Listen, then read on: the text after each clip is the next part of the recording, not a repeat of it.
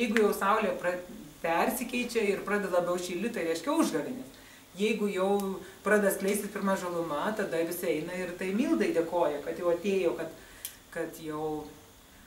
Čia dabar aš pasakysiu labai gražų dalyką, labai svarbų dalyką, kad tas pavasaris pas mus apskritai yra nuostabi gamta, mes esam nuostabioje vietoje gyvenam, nes mes turime visus 4 metus, mes turime, kada užmiega gamta, kada jinai keliasi, kad jinai sužydai, reiškia kupolė, sukupoja, kupa, kada jinai pradeda miegoti, kada jinai viską meta ir pradeda miegoti, pradeda eiti į miegą ir jinai vėl užmiega. Tai daug kas net neturi tokio dalyko. Jūs atsikeliat Indijoje ir visada saulė, visada saulė. Niekas neturi jokios snaigės. Su kuo valgomas, sako, sniegas? Už tai ten dievai su keliom rankom. Nu tai va, tai dėl to, kad jo. Bet mes irgi labai daug turim dievų, ne ką mažiau negu indai, tai, žodžiu, čia mes neatsiliekam tikrai nuo jų ir jie irgi ginčiasi dėl tų vienų, kitų dievų, ten jie irgi nepastovi, nesurina.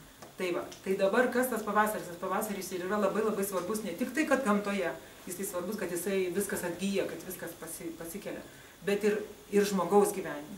Žmogaus gyvenime pasikeitimas, kad jisai vėl atsinaujins, jis vėl kažką įsimylės ir vėl kažkas atsiras. Ir būtent nuo gamtos priklauso, kad kai gamta pakyla, tada žmogus pakyla, jis nori įsimylėti ir einama ir žiūrėkit, va, pavasaris, o rudenį dažniausiai būdavo vestuvės. Tai reiškia, gal apeidavo ir metai, 2, 2 ir 3 ar kas, bet jau rudenį jau prasideda visas tas branda, subrandina vaisių. Tai va, tai čia labai įdomu. Ir dar kas labai įdomu, kad būtent ir dabar, kiek aš šnekėjau netgi su gydytojom, tai čia jau toks mažas atradimas, kad daugiausia yra vaikų gimsta ir dabar, kovo mėnesį.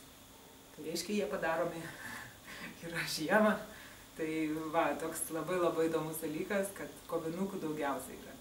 Ir mes dar nebandėm čia, nu šita informacija visa yra šiaip, kaip pas mus viskas medicinoje slepiama, tai mes negalim išaiškinti visam pasaulyje, nes nu, tai nėra pasakoma, tai yra užslapstinta kažkodėl. Tai, bet Lietuvoje tai va šitas yra ir tas labai vėl parodo, kad vaikas gimsta pavasarį, reiškia jisai kyla. Ir kas dabar tas pavasaris? Pavasaris yra tai, kad saulė pradeda šviesti labiau, šiemet mes ypač jaučiam, ar ne, tą tikrą pavasarį. Visi pritvinkę, niekaip prasprokt negalima, ne? Mes tiesiog jaučiame, ką reiškia tas pavasaris, kiek jisai svarbus mums ir dabar kaip tas svarbus mitologiniam pasaulyje. Tai perkūnas turi pirmą kartą sugriaudėti ir tą žemę padrebinti. Reiškia ją apvaisinti. Kaip sakant, žemė turi pastatyti kuolą, kad atsirastų jorė ir kad ta žluma suvešėtų. Tai yra labai nuostabu, kaip Mėnulis ir Saulė draugauja ir atsiranda aušrinė. Ir ta aušrinė yra ir aušrinė ir Venera, ar ne? Vakare jinai yra Venera, jinai yra Mėnuliui, ryte jinai yra aušrinė, yra Saulei ir turi, reiškia, savo dukrą. Tai taip yra perkūnas ir žemė, ir perkūnas tik tada, kai apvaisina, tada atsiranda žolė. Kol neapvaisina, negalima kuolo kalti, jūs turbūt girdėjot šitą, ir negalima maudytis, turbūt irgi girdėjot mūsų seneliai, ir dabar tikrai pasakys, kad čia yra labai svarbus dalykas, kad tokie svarbus, ir tada jau jorė pradeda leisti, jorė kaip toks, ta duktė vadina, ar joris, ar jorė. Labai tinka, ne? Jorė. Ir tada jau ta žaluma atrakina žemę ir žemė tada pradeda skleistis. Tai ir netgi Salomėja Nėris net šitą rašo, kad vaikai šiukštu nelyskit, varliai trauks, jeigu jis dar perkūnas nesugriaudėjo, jūs einat į vandenį. Tai turbūt irgi žinot, ar ne? Girdėjo tokį gal dalyką. Tai tas pavasaris, kiek jis svarbus. Ir aišku, tada milda jinai ypač svarbi, nes tada viskas sušaliuoja ir milda tada turi savo fluidus, savo tos visus syvus kažkaip leisti. Ir jinai turėjo mildininkus savo. Mildininkai, tai kaip galim sulyginti su graikų mitologija, tai labai tinka tie angeliukai, kurie ten leidžia savo strėles. Tai va yra mildininkai, kurie ten skrenda pas tą, pas kitą ir vienam kitam padeda tą visą suėjimą, padeda kaip ten vienas su kitu turi pradėti bendrauti. Tai va, tai čia viskas padeda visi tie kiti, kaip sakant, tie visokie obuoliai. papildomi papildomi. Riešutai ir panašiai. Čia daug tokių. Tai va. Ir tokius, va, mes turim tokių labai gražių dainų, kur apskritai mes grinai, kur sakoma apie meilę tiesiogiai, mes tokių kaip ir beveik neturim, kad jau grinai tokia būtų, kad mes uždara tauta, mes kukli tauta, mes esam, kuo galim didžiuotis ir esam nepaprastai sudėję savo visą santūrumą, viską sudėję į simbolius. Tai čia yra tikrai nuostabu, nes visai kitos tautos visai kitaip rašo ir visai kitos dainos ir visai daug atviriau viskas ir iš karto, arba daug filosofiškiau, kaip ispanų tautosakoj, arba italų, ten viskas serenada, ten viskas eina. O pas mus viskas yra sudėliota cink, cink, cink, simboliukai tokie. Tai va, ir rusų pavyzdžiui, viskas ten iš karto ateik pas mane į pirtį, mes mylėsimės. Mes tokių neturim, pas mus beveik tokių nėra. Aišku, mes turim čia stuškas, turim tokių visokių, turim. Auk ant kalno berželis, berželis, žaliam rūtų darželį. Turim mes tokių, kaip sakant. Nu, bet vis tiek simbolis juk nesako tiesiai šviesiai. Tiesiai šviesiai. O išvertus į žmonių kalbą, kaip tas... Auk ant kalno berželis. Nu, tai kas čia toks? Tai labai, va, matot, iškart suprato. Jei nereikia pasakoti. Tai darželis yra, pas mus viskas labai pagal moteriškoji linija ir vyriškoji linija. Darželis bernelis, o darželis visada yra mergelės, jau moteriškoji dalis. Bet tai nereiškia, kad čia yra viskas taip ir sakoma ir viskas taip aiškinama ir vaikam aiškinama, nieko panašaus. Jeigu yra pasaka, jeigu yra daina, tai jinai ir dainuojama taip, kaip reikia. Va čia ir įdomiausia, kiek mes, todėl mes ir labai lengvai prisitaikėm tais 50 metų tuos, kad mes tuos simbolius jau turėjom iš savo genetikos, mes turėjom savyje tą palikimą ir mes galėjom šnekėti kaip aktoriai. Galėjo sakyti eilės, dabar ruduo. Tai kad visi suprato, kad dabar esam Rusijos, kaip sakant, Rusijoje, apsuptyjų. Turim kalbėti lietuviškai. Ruduo atėjo iš rytų. Iš rytų. Nu va, tai ir visi suprato, todėl kad mes visą tą žinojom, mes turėjom iš mūsų senovės, mes supratom tuos visus simbolius. O galbūt kitoj šaly, kur nors, kur ten yra viskas atviriau ir jiem gal daug sunkiau. Arba nereikalinga yra.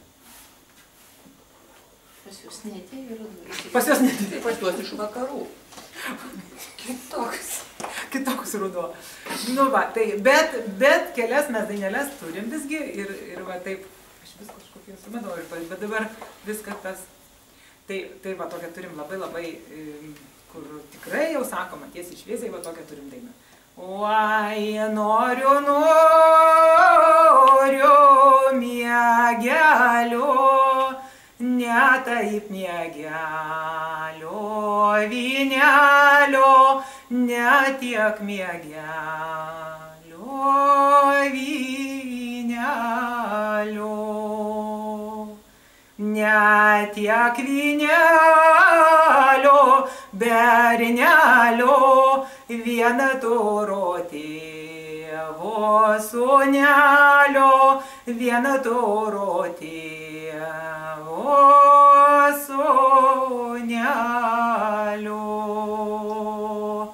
kuris valalai augytas prieš zerkolėlį šokytas, prieš zerkolėlį šokytas,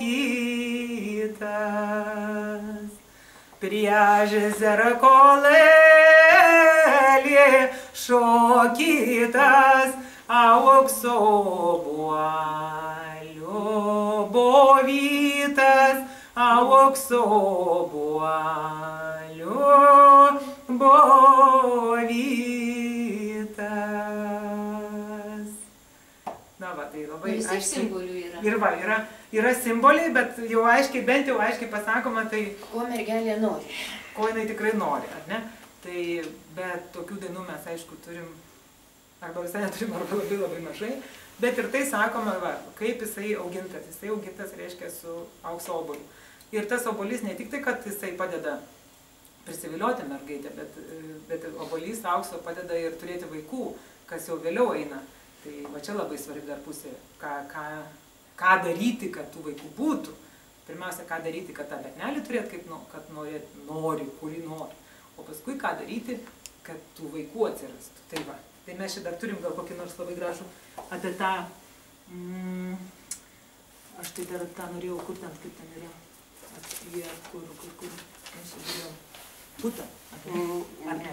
Ne, čia puta yra apie dušelės. Tai kažkokia... Ai, laimės, va, dar laimės galim, va, ta laimė. Tai va, tada galim bus pakalbėti dabar, kaip čia ta laimė, kaip tą bernelį susirasti, galim, kaip senovėje visi tie simboliai ir ką galim daryti, kad dabar tos simbolius pritaikyti.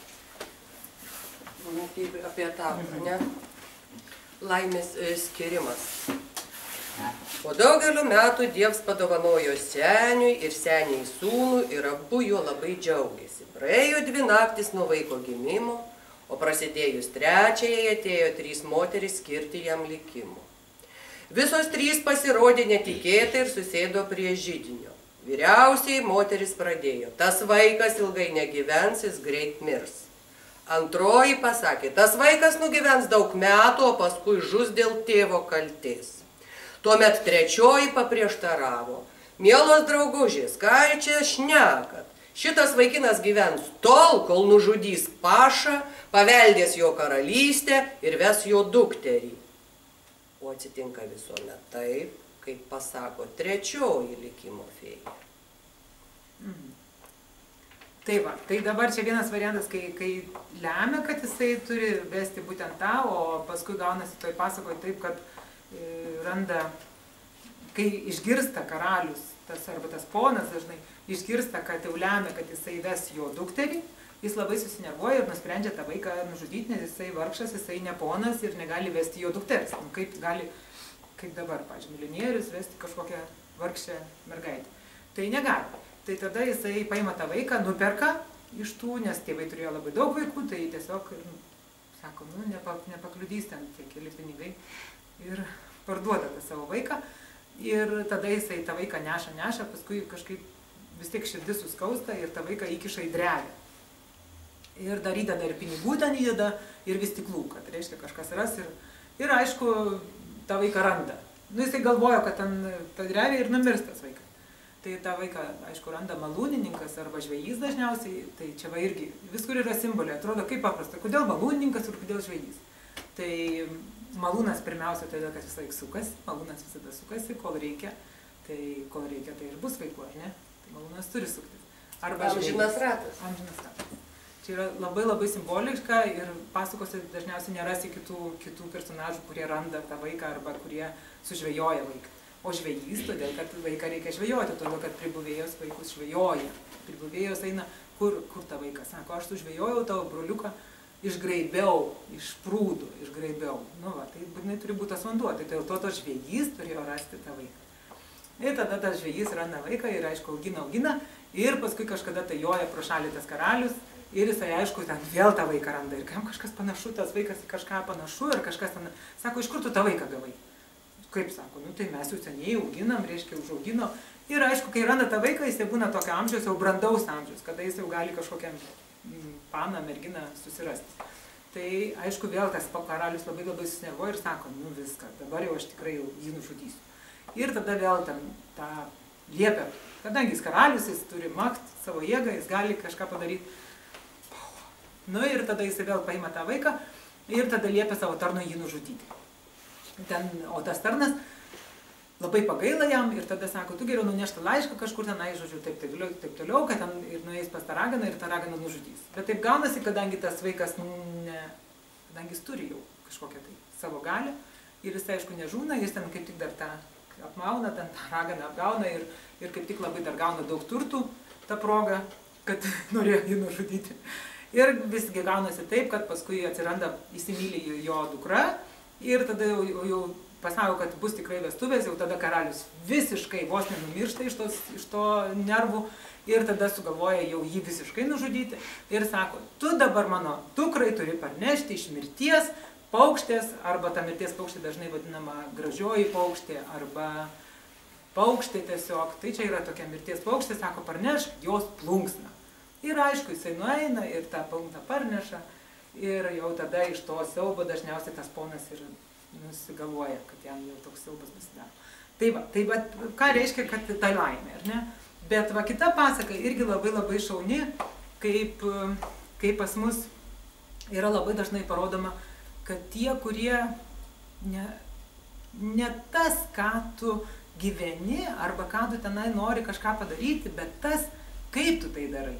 Ir ta vargšė kažkokia ten Elenytė, ar vargšė ta Sigutė, kuri ten vos gyvena ir kurią labai ten engė tą raganą, bet jinai norėjo parnešti gėlių, pavyzdžiui, gėlių žiemą, liepė jai parnešti gėlių ir parneša, nes jai liepė. O kadangi jinai visus labai myli, Va dabar ir pasakysiu tą formulę, kaip čia yra, kodėl mes galim viską padaryti, ką mes norim, kadangi mes esam užkoduoti tuo, tai kodėl mes turim tą palikimą savyje, tik mes jo nemokam išskleisti, kad dabar panaudoti. Tai va čia būtent tas ir yra dabar ta pasaka, kur jinai skriaudžiama ta mergaitė ir tada jai liepia parnešti ten tas gėles, kur kai neįmanoma parnešti, kai visur sniegas. Ir jinai eina, verkdama, ieško tų gėlių ir pamato 2 karveliai, ar ne? Ne, čia nėra tos. Čia nėra tas? Čia nėra tos va šitą? Nu, bet tai žinoma pasaka, ar ne tik tai... Ne šitą čia? Ne. Va, čia tas. Nu va, ir tai karveliai sako. Ir jinai eina pro tą medį kažkokį vieną ir karveliai 3 tupi. Tos laimės, būtent kurios lemia likimą ir jo sako viena. Tai va... Pirmoji sako, kai šukuosies, iš jos plaukų birės deimantai. Antroji, kai verks, iš jos akių kris nešaros su perlai. Ir trečioji sako, kai juoksis, jos kruostuose pražys skaisčios rožės ir laja ves karaliaus sūnus.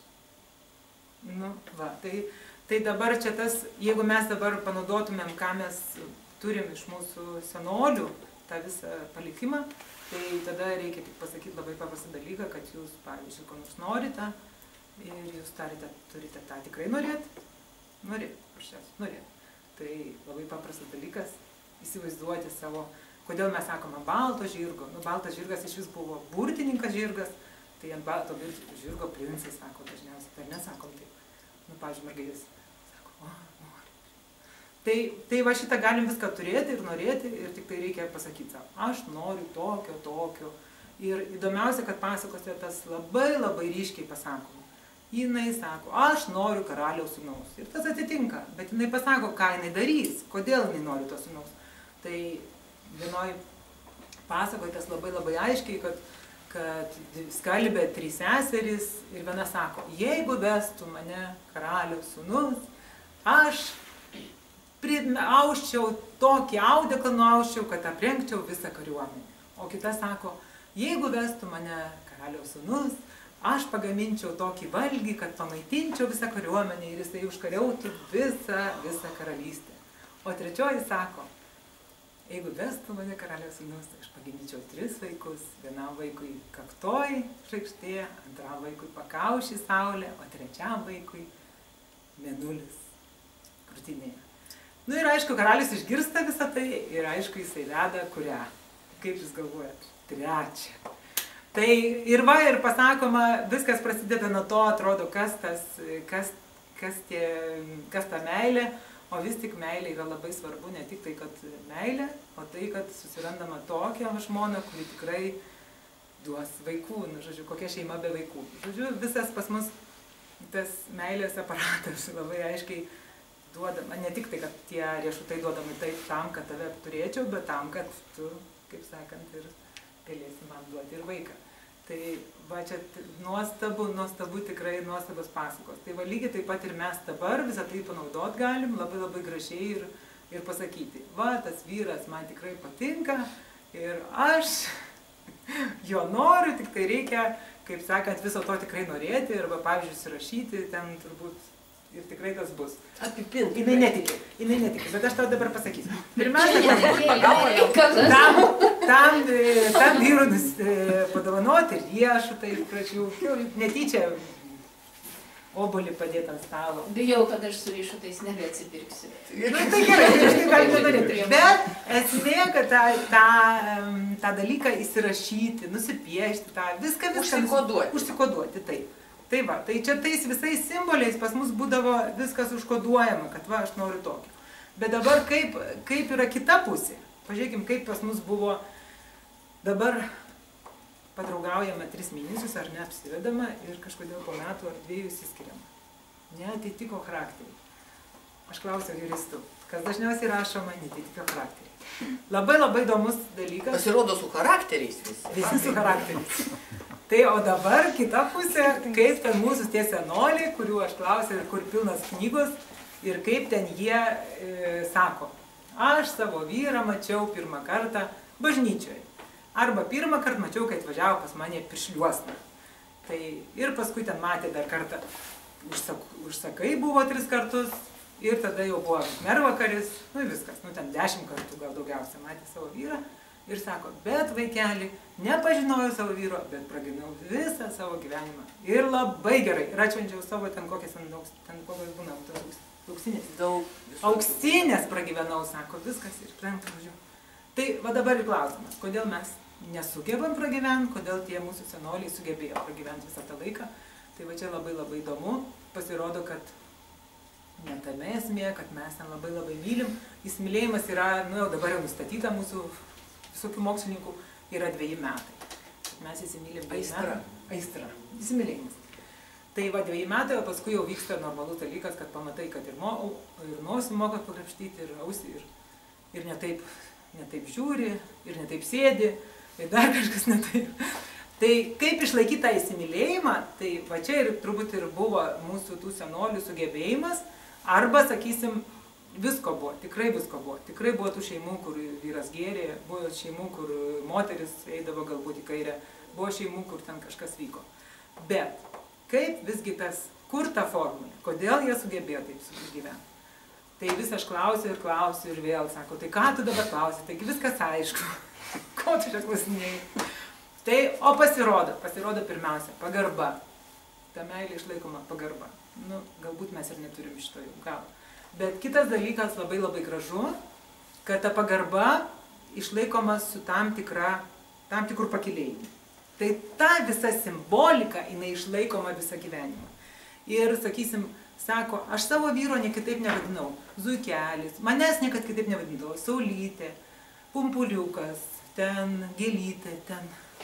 Ir žiūrėkit, ir kas dabar įvyksta? Įvyksta tai, kad mes jau vien tai, jeigu mes sugebam savo vyrą vadinti tais gražiais vardais, tu nori tenai sakyti, tu toks ir toks, neišnešiai šiukšlių, nepadarėjai vaikų, neparvedėjai iš darželio, ten, O mes pasakysim, mano brangiausias, 10 tų gražiausių žodžių. Mano brangiausias, spinduliukas, krokodiliukas, koks ten kažkoks tai. Ir žiūrėkit, ir praeina tas noras pykti, ar ne, ko gero, ir tada viskas gaunasi, kad viskas sueina į tas geras padėtis ir viskas susitvarko. Tai čia tos formulės dar gan paprastos, bet ir tame dar buvo, kad sugebėjimas pakylėti tą simboliką, išlaikyti tą visą, nepulti, reiškia, pykti, nes, kaip tu viena močiutė sakė, sako, jeigu aš supykstu labai, tai aš tada ir išrėksiu, reiškia, savo tą. Tai sako, aš tada ir atsiminsiu visada. Visada atsiminsiu, kad reiškia, tada kažkada reikėjau ir visą laiką tas mane griauš, mane pačią tas griauš. Taip, jie va šitaip žiūrėjo. O jeigu mes paimsim dar senesnius laikus, tai pažiūrėkim dar iš kitos pusės, iš religinės pusės, mitologinės pusės. Tai mes turėjom lygyčių ir derintoją. 2 dievai, kurie prižiūrėjo šeimos santykius. Aišku, šeimos dievas buvo, Dimstipatis, namų dievas. Tai jeigu mes susipykstam ir sakysim, sakom, tai dabar jau mes čia susipykom, nu aišku, nori rėkti, šaukti, ten, mėtyti lėkštės, ten, dar ką nors. O paprasčiausiai dabar sakai, nu gerai, tu ką darysi, susipykau, savyje pasakyti, ar ne? Ir aukuriuką uždegam lygyčiui, arba paklausiam lygyčiaus ir derintojo. Ką mums daryti, kaip mums susitaikyti? O tai derintojas kas? Derina santykius, o lygyčius lygina. Ir jie buvo viską tvarko, kai viens su kitu jau nebesugyvena ir viens kitam nori duoti liulį. Tai va tada jie sutvarko visus santykius. Tai žiūrėkit, jeigu jų pasiklausia ir su jais pradedi bendrauti su tais dievais, tai tada ir įsisklaido į to visus. Ir dar buvo tas visas labai aiškiai gražiai tas vaidilų ir vaidilučių, tas stotas arba ta mokykla buvo labai labai ryški. Ir jie buvo ne tik tai kaip pribuvėja, pavyzdžiui, ta vaidilutė, tai buvo viskuo. Ir pribuvėja, ir seselė, ir slaugytoja, kušerė, kas ten tik nori. Jinai ir patarėja, ir psichologija, ir sociologija, kaip dabar, va. Einam visi pas psichologus, ar ne, jeigu kas. Tai va šita psichologija, aišku, buvo tada, kai reikėjo. Reikia vaiką priimti, jinai buvo, dėl ko labai gerai išliko mūsų šita pribuvėja. Ta pribuvėja, tai jinai atėjusi iš tų vadilučių. Stono to vadinamo. Tai va, ir turime mes Mildos, pasakysim, norim mylėtą vyrą. Tai Mildai mes. Mes bijom dabar, bijom, kažkodėl tai. Bet atsiranda. Galbūt gero yra, kaip sako, gyvenimo tempas, dar kažkas keičiasi, ne tai gerai, ne tai blogai, yra taip kaip yra, bet elementariai neturim laiko gal savo, žinai, ir dar vienas toksai požiūris, vat kaip čia apie dievus, ar jis vienoks, ar jis kitoks, ar ne, ar vienoje kitoje religijoje. Bet dabar, man atrodo, kuo toliau, tuo daugiau atsiranda toks dalykas. Nuo manęs pasaulis prasidėjo, manim ir baigsis. O kaip yra daromas namų aukuras? Bet kad tam lygyčiui ar tam derintojui galėčiau aš, tarkim, pasimelisti, ar ten tai kokiai Mildai ar dar kam, kaip jisai daromas? Ar tai tiesiog pat nusipirko aromatinę žvakę, uždegu ir tai jau aukuras? Ar turiu kažkokius lauko akmenėlius į kokį tai bliūdelį susidėti ir tarp jų ugnį kuriant? Kaip tai yra daroma? Tai dabar labai labai įdomus dalykas, kad mes prisikaupę visokių fin, jain, hin, hun, kad aš nežinau, pavadinimus sakyt. Tai aišku, dabar daug kas turi ten tų visokių kiniečių ir kitų keltų ir visokių. Bet jeigu dabar žiūrėsim mūsų, kas mes tokie, kaip mes save galim žiūrėti į baltų kultūrą, į lietuvio kultūrą, tai būdavo paprastas akmuo, akmens aukurėlis sudedamas lauke. Tai lauko aukuras, kiek yra bandoma rasti arba randama. Ir kaip tai žmonės degindavo, tai irgi padarydavo tam namą ir tam name žmogus sudegindavo arba tiesiog dar anksčiau tai padarydavo aplink, sudėdavo akmenis ir ten sudegindavo, paskui išrinkdavo tos kaulus ir pakabodavo. Tai apskritai aukuras yra du skirtingi dalykai. Yra aukuras ir yra laužas, kur žmogų degina, tas namas vadinamas. Tai yra du dalykai. Aukuras yra aukoti, o kur degina, tai ten yra jau kur ir sudegina. Reiškia mirčiai paskirti. Taip, kaip ir yra siela ir yra kremacija. Reiškia, ir yra tas žmogaus laidojimas, sakysim. Tai va lygiai taip pat ir čia. Tai reikia labai nemaišyti. Va dabar buvau čia kažkur irgi taip įdomiai. Tai ten viskas viename. Tai taip nėra. Tai aukuras, tai tu aukoji, ar tu prašai, ar tu kažko nori, ar dar kažkas. Ar dėkoji. Ar dėkoji. Tai yra aukuras. Ir tas aukuras gali būti lauke paprasčiausiai ir 3 akmenys. Tai gali būti aukuras. Aišku, čia nebūtinai jau reikia taip žiūrėti, kad būtinai turi būti ąžuolinės malkos, taigi, pavyzdžiui, yra vietų, kur net neauga tas ąžuolas. Tai jo labiau dabar visi kokį storesnį ąžuolą visi nupjauna, jau tų ąžuolų beveik to nebeveik nėra. Tai žodžiu, reikia žiūrėti pagal tai, kaip yra, kaip ir mes turim verbas. Tai tikroji verba yra kadugys, ar ne? Bet kadugys yra to vietų, kur auga kadugys. Kur nėra kadugio, tai kadugys vadinama, verba vadinama beržas arba gluosnis. Blindė. Tai blindė, žilvitis. O kodėl kadugys? Kadugys yra vaisingumo medis. Ir tas blindė tai yra būtent ta didvyrė, kuri sugebėdavo iš visur, kur tik tai turėjo rankas, kojas, viską iš visur augdavo tos šakos, augdavo vaikai. Ir paskui pavertė ją medžiu, blinde. Jinai patapo ta didvyrė, kuri patapo blindė. Ir labai lengvai prigyjantis. Ir labai lengvai prigyjantis. Tai va būtent žilvitis, kadugys tai iš viso iš savęs yra jau čia kaip vyras, kaip o vyriška asmenybė, jinai kaip tas, kuris padeda, kaip pesėjas pas gyvulius, kaip pizius, yra pas vyriškoji ta linija. Kaip pušis. Va, mes turim vyriškuosius tokius vaisingumo ir ne tik vaisingumo, sekso. Tai, o moteris tai yra blindė pirmiausia, liepa, nors jinai neprigyjanti, bet vis tiek yra, sako, būk kaip liepa. Tai va šitas momentas. Tai va lygiai taip pat ir čia. Ir čia yra, mes turime tą aukurą, kuris gali būti visiškai, taip sakant, padarytas iš paprastų dalykų. O namuose tai irgi čia dabar buvo, dar tarybiniais laikais buvo tie aukuriukai daromi, va taip sugalvoti pagal Gimbutienės kažkiek tą teoriją, kad tie aukuriukai buvo moliniai, iš amoto, nes kad nesutrūktų nuo tų medžių, nuo tų dedamų medžių. Tai tas auguriukas padaromas iš tokio molio ir dabar jau yra pirkti, pavyzdžiui, ne? Bet tai puikiai galim padaryti ir paimti tą akmenį ir ten išgremžti arba prašiausiai jame ten padeginti. Įdubusi kokį akmenį. Ir namuose galim irgi tai pasidaryti. Ir kas ten deginama ant jo, ant augurėlio? Ar žvakė, ar pagaliukai? Tai dabar